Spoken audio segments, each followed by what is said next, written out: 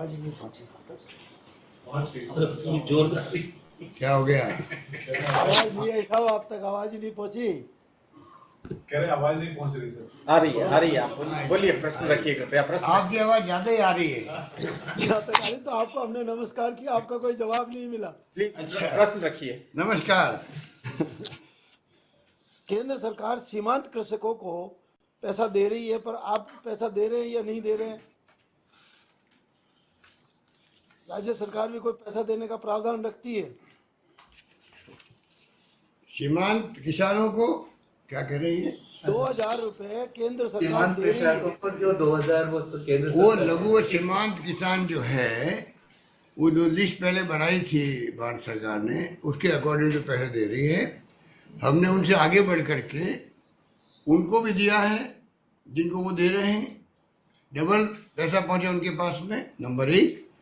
और नंबर 2, जो हमारे यहाँ जो मजदूर हैं, जो बीपीएल, स्टेट बीपीएल, अंत्योदय योजना वाले हैं, या जो असहाय लोग हैं, आगे पीछे कोई नहीं है, कचरा बिनने वाले हैं, या दिहाड़ी मजदूर के लोग हैं, उन सब का हमने सर्वे करवाया राजस्थान के अंदर। स्पेशल सर्वे हुआ है। यूँ कर 33 लाख लोगों को हमने पहले 1000 रुपये, उसके बाद में 1500 रुपये उनके खाते में डाले हैं। जिनके खाते नहीं हैं उनको भी हमने कैश दिया है। और जो कैटेगरी आप बता रहे हो, उस कैटेगरी वाले भी उसके अंदर आते हैं अधिकांश लोग। उनको पैसा वो जो मिला 2000 रुपये मिला, वो भी मिला है, और हम लोगों ने दिया है वो पैसा भी उनको मिला है। इसलिए यहाँ के लोग कंफर्टेबल हैं राजस्थान में। सोशल सिक्योरिटी के हिसाब से जो 10-10 किलो गेहूँ फ्री, 2 पेंशन एक साथ में 78 लाख, मतलब करीब 88 लाख लोगों को एक साथ पेंशन दी गई। एक घर में 1500 से लगा के 4000 रुपये तक पहुँचा। उनमें से 9 लाख लोग ऐसे हैं जिनको भारत सरकार जो पेंशन देती है उनका अलग क्राइटेरिया होता है, वो हमारे 8 लाख में शामिल है। उनको डबल पेंशन मिली है। हमने जो पैसा दिया वो तो दिया ही है, उसके अलावा 1000 रुपये भारत सरकार के भी आया उनके पास में। इस प्रकार से राजस्थान के अंदर मैं समझता हूँ बहुत कंफर्टेबल रख करके हम लोग आगे बढ़ रहे हैं। धन्यवाद सर, थैंक यू। मैं अब सुशांत पारिक जी से अनुरोध करूंगा कि अपना प्रश्न रखें। सुशांत पारिक, जी न्यूज। सर नमस्कार। नमस्कार। सर सवाल ये है कि पहले भीलवाड़ा मॉडल की चर्चा थी, लेकिन जिस तरीके से रामगंज में लगातार केस में कमी आई है, तो अब रामगंज मॉडल की भी चर्चा होने लगी है। मैं सर ये जानना चाहता हूं कि दोनों जगह क्या एक ही मॉडल, एक ही फॉर्मूला लागू किया गया है, या कुछ बदलाव परिस्थितियों के हिसाब से, बसावट के हिसाब से किया गया है? सर सेम मॉडल तो क्या, मॉडल का अप्रोच होती है कि भाई आप रूथलेसली, आप थोड़ा लोगों को तकलीफ तो होगी, पर जिंदगी बचाने के लिए रूथलेसली आप एक्ट करो, यही है मॉडल। उसमें कर्फ्यू लगाने की बात है, क्वारंटाइन में भेजने की बात है, क्वारंटाइन में लोग रह रहे हैं उनके ऊपर भी थोड़ा ध्यान रखें, कहीं वो इधर उधर घूमे नहीं इधर उधर, या जो सरकारी क्वारंटाइन बनाए वहाँ चले जाएं। घरों में रह रहे उनकी निगाह रख लो। और 3000 टीमें बना करके घर घर सर्वे करवा दिया, स्क्रीनिंग कर दी। जो उसमें 14000 लोग पाए गए जिनमें कुछ लक्षण दिख रहे थे, उनकी टेस्टिंग करवा दी, और मरीजों को जयपुर भेज दिया, और फॉर्चुनेटली सभी ठीक हो गए। तो ये मॉडल जो है ये पूरे देश में चलेगा और पूरे राजस्थान में चलेगा। अब इसमें जो एरिया वाइज थोड़ा बहुत सतही अंतर पड़ जाता है, बाकी थीम वही रहेगी, स्ट्रिक्टनेस रहेगी, कर्फ्यू लगाए जाएंगे। अभी करीब 50 जगह, 49 जगह या 50 जगह आज कर्फ्यू लगे हुए हैं।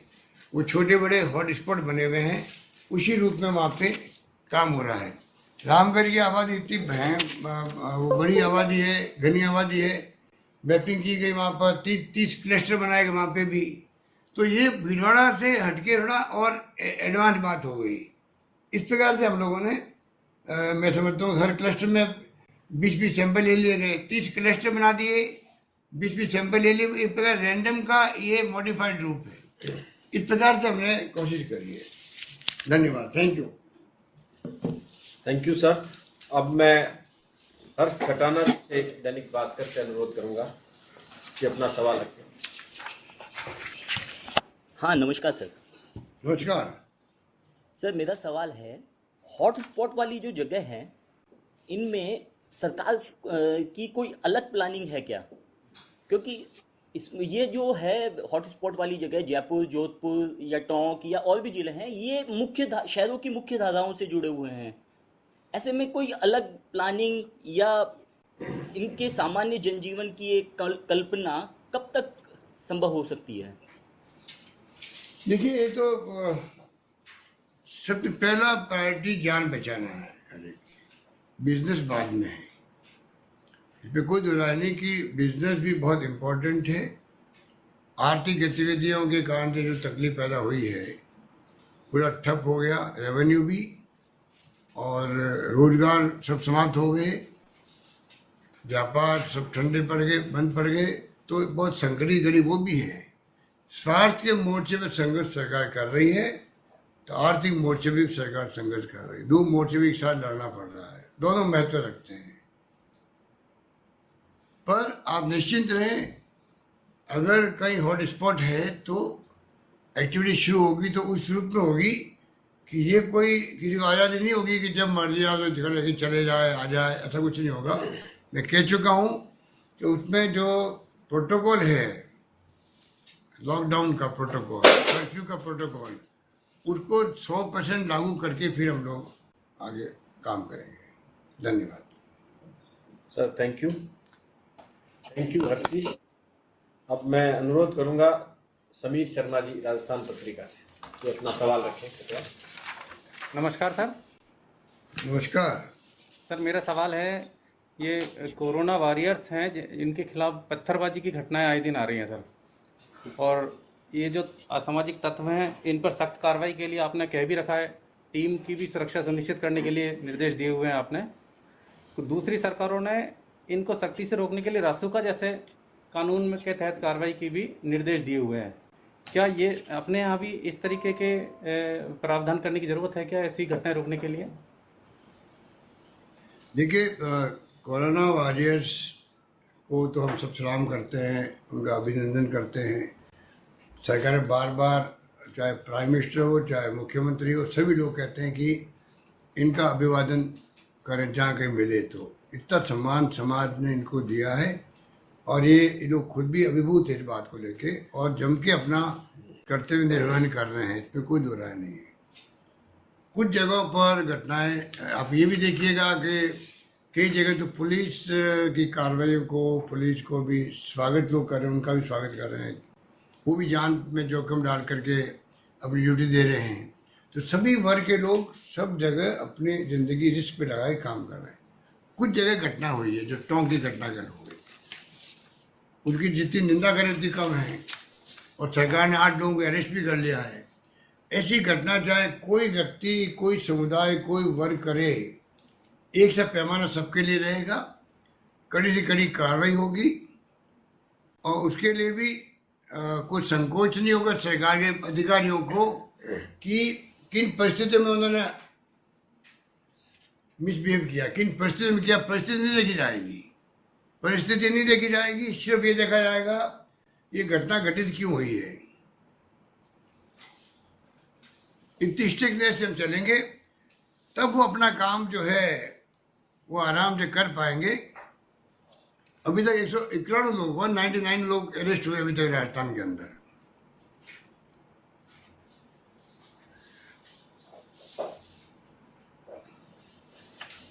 बाकी तो मैं समझता हूँ कि अभी आपने कोई सुझाव दिया तो पहले शायद कि इसमें कोई एनएसए को नहीं लगता है। एनएसए की स्थिति है नहीं अभी, क्योंकि कोई पूर्व नियोजित प्लानिंग करके कोई कार्रवाई कर रहे हो मान लीजिए, तब तो कोई सोचे सरकार। तो ये उसमें ऐसी स्थिति नहीं है। मैं तो अपील करना चाहूँगा कि जो सोशल मीडिया के माध्यम से कुछ लोग और कुछ नेता लोग जिस प्रकार का मैसेज दे रहे हैं वो बहुत ही कंडेम करने योग्य है, निंदनीय है, अनफॉर्चुनेट है। और जिम्मेदार पदों बैठे हुए लोग करेंगे तो और ज़्यादा मैं समझता हूँ दुख होगा सबको। बेशर्मी से कर रहे हैं, बेशर्मी से कर रहे हैं, कुछ और लोगों की भावना भड़कती है। गलती एक आदमी करे, एक संस्था करे, एक कुछ लोग करे, और आप उनकी आड़ में आप अगर पूरे कौम को, पूरे सभी लोगों को अगर आप बदनाम करने लग जाएं, वो मैं समझता हूँ परंपरा ठीक नहीं है। उससे कैसे आप संघर्ष करेंगे? कोरोना जैसे महामारी की जंग को जीतना हमें है, तो सभी जो लोग हैं, सभी समुदाय, सभी वर्ग, सभी धर्म, जातियों के लोग, हम सबको एकजुट होकर लड़ पाएंगे देश के अंदर, और प्रदेश में तब जाके कामयाब होंगे। उसके अंदर ये इस प्रकार से सोशल मीडिया का दुरुपयोग कर रहे हैं, वो करना नहीं चाहिए। और मीडिया को भी ऐसे लोगों को प्रताड़ित करना चाहिए, कंडेम करना चाहिए। Thank you sir, thank you. शुक्रिया समीर जी। मैं अब अंतिम प्रश्न अजय डड्डा जी